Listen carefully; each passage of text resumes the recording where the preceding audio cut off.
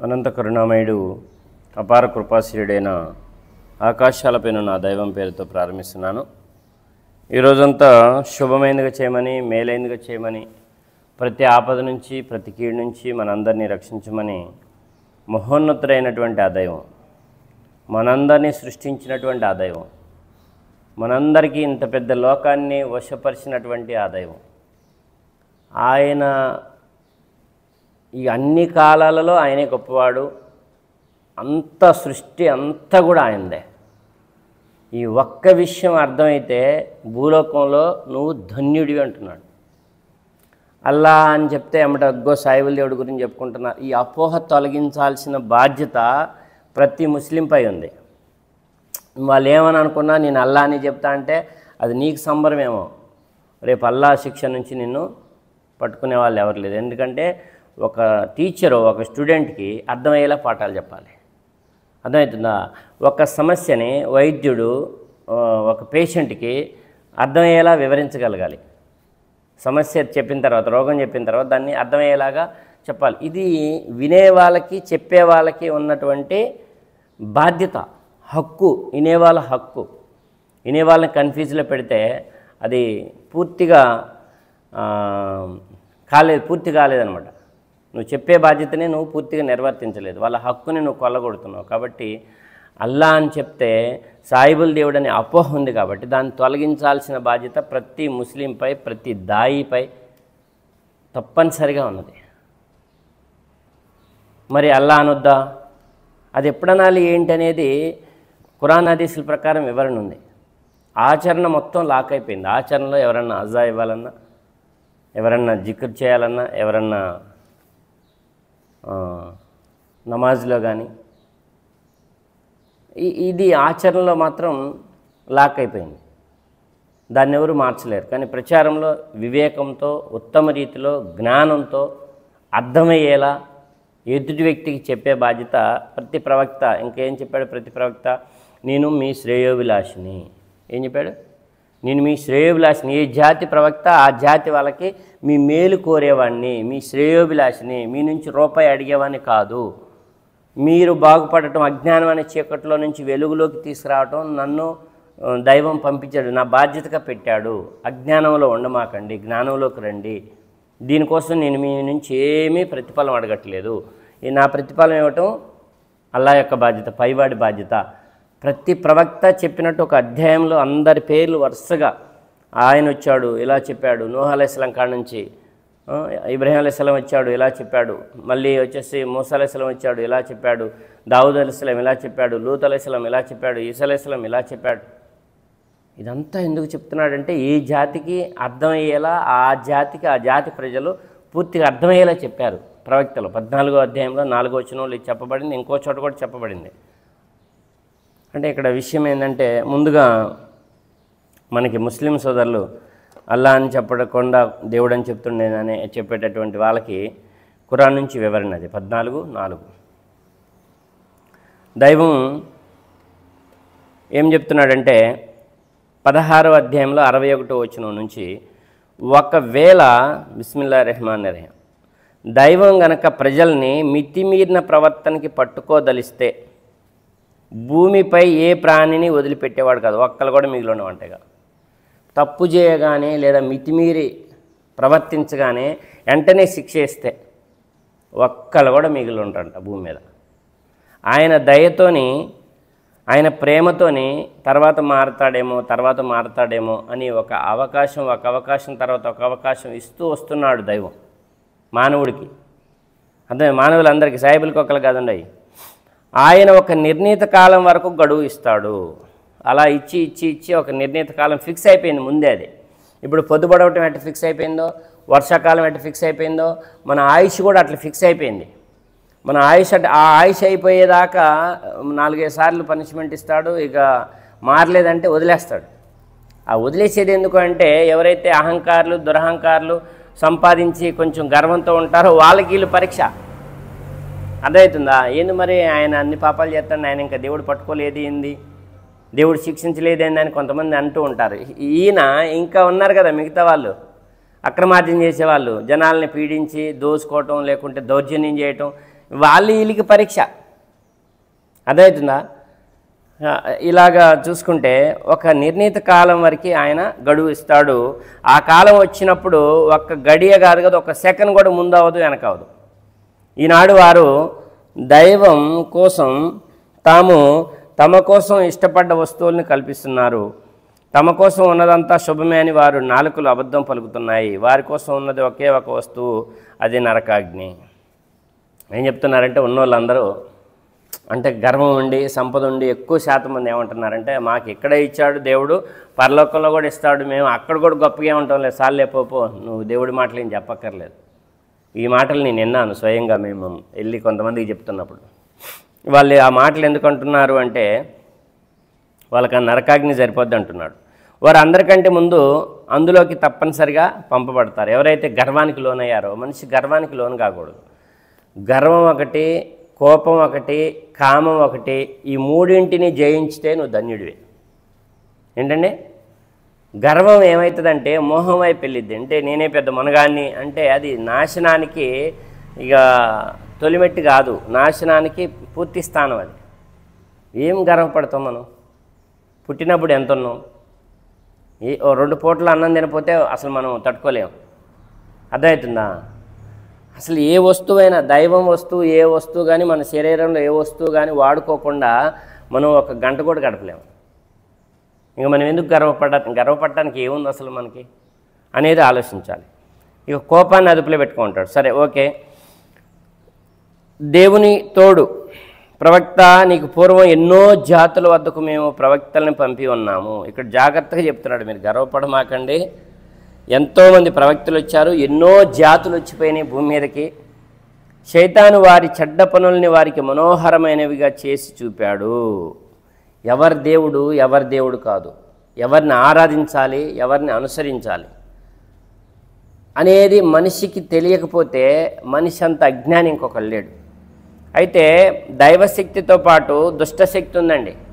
ప్రతి గ్రంథంలో చెప్పబడింది. జ్ఞాన విజ్ఞాన యోగంలో 4వ అధ్యాయం అనుకుంటా, అది 7వ అధ్యాయంలో కానీ 4వ అధ్యాయంలో భగవద్గీతలో కూడా చెప్తారు, నా మాయ అతీతమైంది, మీరు దాన్ని అధిగమించలేరంటాడు.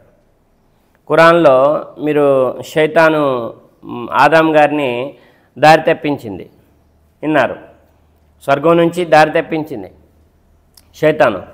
అలాగే బైబిల్లో కూడా అదే సాతాను దారి తప్పించింది. అంటే మానవుడికి బద్ధ శత్రువు, పరమశత్రువు శైతాన్, చెడు అంటే శనిగాడు.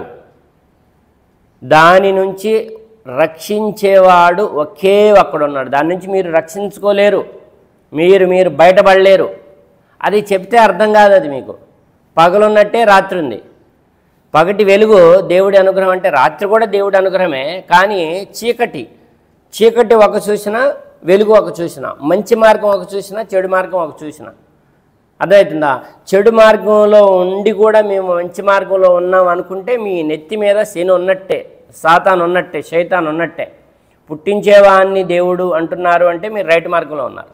పుట్టినోన్ని దేవుడు అంటున్నారంటే మీరు దాని ప్రభావానికి, మాయా ప్రభావానికి లోనయ్యారు. మాయా ఇదొక ఊబి అంటాడు. ఇదొక ఊబి, ఇదొక మాయ. నా అనుగ్రహం నన్ను తలిసినప్పుడే నేను మిమ్మల్ని బయటపడేస్తాను. నన్ను తలవనంత వరకు మీరు దాని నుంచి, ఆ మాయ నుంచి, ఆ శని నుంచి, ఆ సాతాన్ నుంచి బయటపడలేరు. ప్రతి ప్రవక్తని శోధించింది అది. శైతాను ప్రతి ప్రవక్తని శోధించింది. అంటే గుర్తుపెట్టుకోండి, ఈనాడు వీరికి సంరక్షకుడై కూర్చున్నాడు ఆ శైతానే. వీరు వేదనాభరితమైన శిక్షకు అర్హులై ఉన్నారు. ఎంత చెప్పినా వింటలేదంటే అది బాగా నెత్తి మీద కూర్చొని ఉందని అర్థం. మేము ఈ గ్రంథాన్ని నీపై ఎందుకు అవతరింపజేశామంటే ఖురాన్ గురించి చెప్తున్నాడు. వారు గురి అయిన విభేదాల యథార్థాన్ని నీవు వారికి స్పష్టం చేయాలని. యథార్థం, వాళ్ళు విభేదాలకు గురయ్యారు కదా, ఒక్కడు లేదా ఇద్దరు లేదా ముక్కోటి అనేటటువంటి విషయం అన్ని గ్రంథాల సారాంశం ఇది. ఆ గ్రంథాల్లో కూడా ఈ ఒక్కడు పరిచయం అయ్యాడనే విభేదాలు లేకుండా యథార్థాన్ని స్పష్టం చేయడానికి ఈ గ్రంథం పంపబడింది. 16వ అధ్యాయం 64వ వచనంలో ఇది క్లియర్గా ఉంది. ఈ గ్రంథం తనను విశ్వసించే వారి కొరకు మార్గదర్శకత్వంగాను కారుణ్యంగాను అవతరించింది. ఇక 4-5 మాటలు ఈ 65వ వచనం, 16, 66, 67 వీటన్నింటిలో చెప్తున్నాడు. ఆ దైవం ఆకాశం నుండి నేలను కురిపించాడు, నిర్జీవంగా పడి ఉన్న భూమిలో ఒక్కసారిగా దాని ద్వారా ప్రాణం పోశాడు. నిశ్చయంగా ఇందులో వినేవారికి ఒక సూచన ఉంది. ఎండాకాలం ఎండిపోయిన మాదిరిగా ఉంది, చచ్చిపోయిన మాదిరిగా ఉన్న భూమికి వర్షం పడగానే పులకించి మొలకెత్తి జీవం వస్తుంది. చచ్చిపోయిన మానవులు కూడా ఇలా లేవటం జరుగుతుంది. గుర్తుపెట్టుకోండి, ప్రాణం లేని గింజలు భూమిలో ఉండి ఎండిపోయి ఉన్నప్పుడు అసలు జీవమే లేదని అనుకున్న దానికి జీవం పోసేవాడు ఆయన. మానవులు కూడా డిఎన్ఏ మొత్తం మట్టిగానో బూడిదగానో మొత్తం లోపల ఉన్నారు, మీకు తెలియదు అది. అన్ని గ్రంథాలు చెప్తున్నాయి, మీరు పుట్టకముందు అగోచరం, కంటికి కానరాలేదు, పుట్టిన తర్వాత కానొచ్చారు, మళ్ళీ మరణించిన తర్వాత అగోచరం. ఆ 3 దశల్ని, పుట్టకముందు దశని, పుట్టిన దశని, చచ్చిపోయిన తర్వాత దశని కూడా దైవం అల్లా సుబ్హానహు వ తఆలా, ఆ దైవం మనల్ని ఆయన పర్యవేక్షణలో ఉన్న 3 దశలు చూడగలడు ఆయన. అర్థమవుతుందా? ముడి పదార్థం ఉంది, వస్తువు తయారు కాకముందు, ముడి పదార్థం తర్వాత వస్తువు తయారైంది, వస్తువు తయారైన తర్వాత మళ్ళీ దాన్ని డిస్పాచ్ చేసాం, అంటే డిస్ట్రాయ్ చేసేసాం. ఎగ్జాంపుల్ తీసుకుంటే నీళ్ళు ఉన్నాయి, భూమిలో ఉన్నాయి, నీళ్ళు బయటికి తీసాం, అవి నీళ్ళు ముడి పదార్థం అయింది. దాన్ని ఐస్లా పెట్టాము, ఐస్లా పెడితే గడ్డగట్టింది. ఆ తర్వాత మళ్ళీ వేడి చేసాం, ఆవిరైపోయింది. ఆవిరైపోయిన దశని మనిషి చూస్తున్నాడు, గడ్డగట్టిన దశని నీ చూస్తున్నాడు, భూమి లోపల నుంచి తీయకముందు చూస్తున్నాడు. నువ్వు 3 దశల్ని నువ్వే చూస్తున్నప్పుడు నిన్ను 3 దశల్లో దేవుడు చూస్తున్నాడు అనే విషయం ఎందుకు నమ్ము? విషయం అర్థమైందా? అసలు పుట్టించిందే ఆయన కదా. నీ ఆత్మ ఎక్కడుంది? ఆయన అధీనంలోనే ఉంది. ఇది పుట్టకముందు ఆయన అధీనంలో ఉంది, పుట్టిన తర్వాత నీ అధీనం చేశాడు. నువ్వేం చేస్తావని మరణించిన తర్వాత మళ్ళీ ఆయన అధీనంలో పెట్టుకున్నాడు. ఎంత ఈజీగా ఉంది. ఆయన మీకు పశువుల్లో ఒక గుణపాఠం ఉంది, ఇంతకుముందు చెప్పుకున్నాం మనం. వాటి యొక్క గర్భంలో పేడ రక్తానికి మధ్య ఒక వస్తువుని మీకు తాపిస్తున్నాము, అవి స్వచ్ఛమైన పాలు. మన భక్తి స్వచ్ఛమైన పాలలాగా ఉండాలట. అది చాలాసార్లు చెప్పాను నేను. అది ఖర్జూరపు చెట్లు, ద్రాక్ష తీగల నుండి కూడా మేము ఒక పదార్థాన్ని మీకు తాపిస్తున్నాము, దాన్ని మీరు మత్తుపానీయంగా చేసుకున్నారు. దైవం మత్తుపానీయంగా చేయాల, మీరు మత్తుపానీయంగా చేసుకున్నారు. పరిశుద్ధమైన ఆహారం కూడా బుద్ధిని ఉపయోగించే వారికి ఇందులో సూచనలు ఉన్నాయి. చూడండి, తేనెటీగల ద్వారా మీకు, తేనెటీగలకు వహీ ద్వారా ఈ విషయాన్ని తెలిపాం. తేనెటీగలకు కూడా ఆజ్ఞేశాడంట దైవం. కొండలపై, చెట్లపై, తడికలపై ఎక్కించబడిన తీగలలో నీ తెట్టెల్ని నిర్మించుకో, అన్ని రకాల పండ్ల రసాన్ని పీల్చు. తేనెటీగలకి దైవం వేసిన ఆజ్ఞ. నీ దైవం సుగమం చేసిన మార్గాలపై నడుస్తూ ఉండు. ఈ ఈగ కడుపులో నుండి రంగురంగుల పానకం ఒకటి వెలువడుతుంది, దాన్ని తేనె అంటాం. అందులో ప్రజల కొరకు వ్యాధి నివారణ శక్తి ఉంది. ఆలోచించే వారికి ఇందులో సూచన ఉంది. తేనెటీగ కూడా మార్గదర్శకత్వం చేశాడు. మానవుల్ని ఇబ్బంది పెట్టకుండా ఎత్తైన కొండల మీద, చెట్ల మీద, ఎత్తైన ప్రదేశాల్లో నీ తెట్టెలు నిర్మించుకోపో, అన్ని రకాల పూల రసాన్ని పీల్చు, పానకం తయారు చేయి, ప్రజలకి, నా దాసులైన మానవులకి వ్యాధి నిరోధక శక్తిగా అందించు అని చెప్పి అల్లా, అంటే ఆ దైవం దానికి ఆజ్ఞ వేశాడంట. చూడండి ఎంత గొప్పగా ఉంది. ఈ తేనంతా తాగుతాం, పాలన్నీ తాగుతాం, పండ్లన్నీ తింటాం, అవునా కదా? అన్నీ వండుకొని తింటాం, అన్నీ రుచికరంగా తింటాం. దేవుడు ఎవరంటే తెలియదు. దేవుడు ఎవరంటే తెలియదు. మా ఇష్టం వచ్చినట్టు మేము ఎవరికి పడితే వాళ్ళకి దైవత్వం ఇస్తాం. అదే మార్గం తప్పిపోవటం. ఇంకేమంటున్నాడు? ఆయనే మిమ్మల్ని పుట్టించాడు, ఆ తర్వాత ఆయనే మీకు మృత్యువుని కలిగజేశాడు. మనందరి ప్రాణం ఆయన చేతిలోనే ఉంది, మన అందరి పుట్టుక ఆయన చేతిలోనే ఉంది. ఆయన్ని దేవుడు అనాలి మనం. అంతా తెలిసిన తర్వాత ఏమీ తెలియని వాడిగా మీలో ఒకడు అతి నికృష్టమైన వయసుకు చేర్చబడతాడు. చిన్నపిల్లగాళ్ళకి ఏం తెలియదు అంటాం, మళ్ళీ పెద్దయ్యాక అన్నీ తెలుసు, అన్ని వ్యవహారాల్లో సరి చేసుకుంటాడు, అన్ని వ్యవహారాల్లో ఇన్వాల్వ్ అవుతాడు, అవసరమైన అన్ని వ్యవహారాల్లో. మళ్ళీ తర్వాత బాగా కట్టికి ముసలోడు అయిపోయాడు. బాగా అంటే ఎగ్జాంపుల్కి మీరు ఏ వ్యవహారాల్లోనైనా 90 సంవత్సరాలు, 110, 100, 95 అలాంటి వయసు గల వాళ్ళని మీ వ్యవహారాల్లో వాళ్ళకి చోటు కల్పిస్తారా?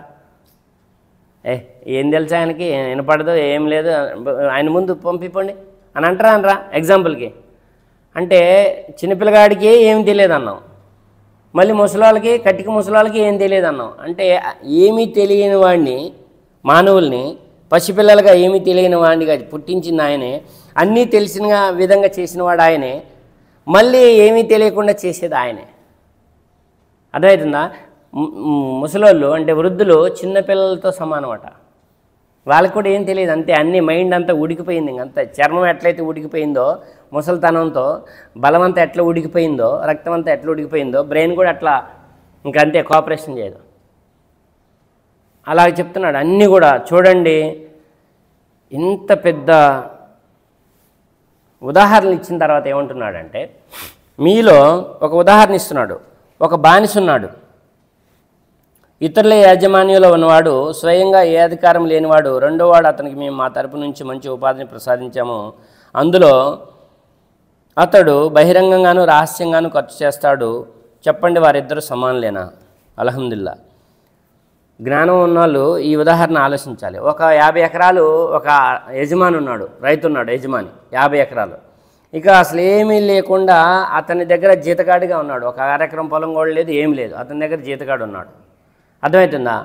50 ఎకరాలు ఉన్న యజమాని, ఏమీ లేని బానిస జీతగాడు, ఇద్దరు సమానమవుతారా? అర్థమైందన్నమాట. అర్థమైందా? సమానులేనా? సమానమవుతారా? ఈ భూమి ఆకాశాలని సృష్టించి మానవులందరినీ పోషించి చిన్న పని కాదండి, అది చాలా పెద్ద పని.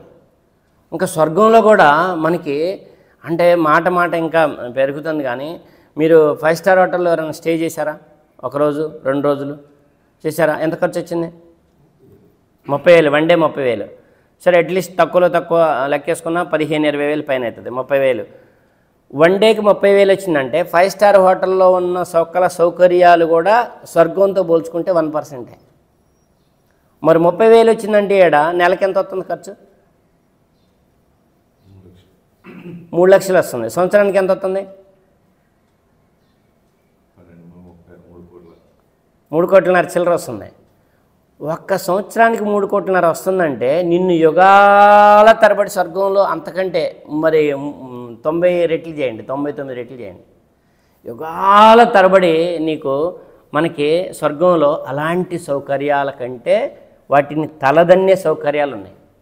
5 స్టార్ హోటల్ కంటే తలదన్నే సౌకర్యాలు స్వర్గంలో ఉన్నాయి. ఎవరికి కావాలి? ఇవన్నీ వస్తుందే, మేము నమ్మమని అంటే ఇంత పెద్ద లోకమే పెద్ద సాక్ష్యం. ఇంత పెద్ద జ్ఞానం ఉన్న మానవుడే నీకు పెద్ద సాక్ష్యం. నీ అంతరాత్మే ఒక పెద్ద సాక్ష్యం, నీ యొక్క శరీరమే ఒక పెద్ద సాక్ష్యం, సూర్యుడు సాక్ష్యం, చంద్రుడు సాక్ష్యం. ఇంత పెద్ద లోకాన్ని సృష్టించిన ఆ దైవం చెప్తున్నాడు. ఇది వద్దు అంటే మీకు మిగిలేది ఏంది? చీము నెత్తురు దప్పికైతే, అది కూడా సలసలగా ఆగేది. ఇంకా ఆకలి అవుతుందంటే జక్కుం ముళ్ళగడ్డి. ఇది కావాలా అది కావాలా, ఇదైతే డిసైడ్. ఇంక మూడోది లేదుగా, నరకమా స్వర్గమా. ఎందుకు అంటే మానవుడు మళ్ళీ వివరణ చెప్పాల్సి వస్తుంది, విశ్వాసఘాతుకుడయ్యాడు. ఇంత పెద్ద యజమానిలాగా ఇంత పెద్ద లోకంలో అన్ని సౌకర్యాలు ఇచ్చినోడిని, అన్ని ప్రేమలు బంధాలు పెట్టినోడిని వదిలేసి ఆయన పంపించిన దాసుల్ని ఆయనతో సమానంగా పెట్టేశారు. ఇప్పుడు జీతగాడు యజమాని సమానం అని అంటే అన్ని విషయాలు కుదిరిద్దా? కొన్ని ఉంటాయి. ఆయన ఫ్యామిలీ వ్యవహారం కానీ ఆయన వ్యవహారం కానీ యజమానే, దాసుడే, దేవుడే, దాసుడే, యజమానే, బానిసే. ఈ చిన్న విషయం మీకు అర్థం కావట్లేదా అని అడుగుతాం. భూమి మీదకి వచ్చిన వాళ్ళు ఎవరైనా ఆయన దాసులే. నేను దేవుడి దాసుని అని చెప్పిన తర్వాత ఈ దాసుని తీసుకుపోయి ఆయనకు సమానంగా నిలబెట్టినవంటే నీ నెత్తి మీద సాతానుంది, శైతానుంది, శని ఉంది. ఇది ముందు వదిలించుకో. ఇది ముందు వదిలించుకుంటే నీకు సరి అయిన మార్గం ఆ దైవం చూపుతాడు, సన్మార్గ భాగ్యం చూపుతాడు. అలాంటి అదృష్టాన్ని ప్రసాదించమని ఈ మాయా జీవితంలో ఈ వ్యామోహాల ఊబిలో కూరుకుపోమాక. ఇదొక ఊబి, డబ్బెంతున్నా చాలదు, అర్థమవుతుందా? ఎన్నాళ్ళున్నా ఇంకా అన్నిటి మీద కోరికలు ఇంకా గుర్రాలే పరిగెత్తుతున్నాయి అనమాట. కోరికలని అదుపులో చేసుకుంటే అర్థమైందా? ఈ లోకం శాశ్వతం కాదు, దేవుడి దగ్గరదే శాశ్వతం అని ఎప్పుడైతే నువ్వు గ్రహిస్తావో అప్పుడు నీకు సన్మార్గ భాగ్యం లభిస్తుంది. అది భూమి మీద ఉన్నటువంటి సంపద కంటే అన్నిటికంటే ఉత్తమమైనది. అలాంటి విశ్వాస భాగ్యాన్ని, సన్మార్గ భాగ్యాన్ని మనందరికీ అనుగ్రహించమని ఆ దైవంతో వేడుకుంటున్నాను, దువా చేస్తున్నాను. అందరం బాగుండాలని, అల్లిపురంలో ప్రతి ఇల్లు సుఖ సంతోషాలతో ఉండాలని, ఆయుర ఆరోగ్యాలతో ఉండాలని, మరి అలాగే అప్పుల బాధలో ఉన్న వాళ్ళకి అప్పులు తీరేటటువంటి ఉపాధి మార్గాన్ని అనుగ్రహించమని, అజ్ఞానంలో ఉన్న వాళ్ళని జ్ఞానం వైపు నువ్వే మరలించమని, అలాంటి అవకాశాన్ని వారికి అనుగ్రహించమని, అలాగే మరి వివాహం కోసం ఎవరైతే ఎదురు చూస్తున్నారో వారందరికీ వివాహమే అదృష్టాన్ని ప్రసాదించమని, అలాగే ఉద్యోగాల కోసం ఎదురు చూస్తున్నారు, ఉపాధి కోసం ఎదురు చూస్తున్నారు, ఇంకా స్థిరపడలేదు, సెటిల్ కాలేదని ఎవరైతే బేలగా ఎదురు చూస్తున్నారో వారికి మంచి ఉద్యోగాల్లో స్థిరపడే అదృష్టాన్ని, మంచి వ్యాపారాల్లో స్థిరపడేటటువంటి అదృష్టాన్ని, అనుగ్రహాన్ని ప్రసాదించమని, అలాగే తల్లిదండ్రులు వాళ్ళని ఎల్లకాలం మనం ప్రేమగా గౌరవంగా వాళ్ళతో మాట్లాడి వారికి సేవలు చేసుకునేటటువంటి అదృష్టాన్ని ప్రసాదించమని, ఈ ఊరి నుంచి ఎంతమంది అయితే ఆడపడుచులు, ఈ ఊరి ఆడపిల్లలు ఆడపడుచులు ఎంతమంది అయితే ఇతరుల వాళ్ళ కోడలుగా వెళ్ళారో వాళ్ళు కూడా సుఖ సంతోషాలతో ఆయుర ఆరోగ్యాలతో ఉండాలని, ఇంత పొద్దున దైవాన్ని ఆరాధించిన తర్వాత ఈ మసీద్ తరపు నుండి, మసీదులో నమాజ్ చేసిన వారి తరపు నుండి మేము ఊరంతా బాగుండాలని దుఆ చేస్తున్నాం. ఇన్షాల్లా ఆమీన్. తదాస్తు. జై హింద్.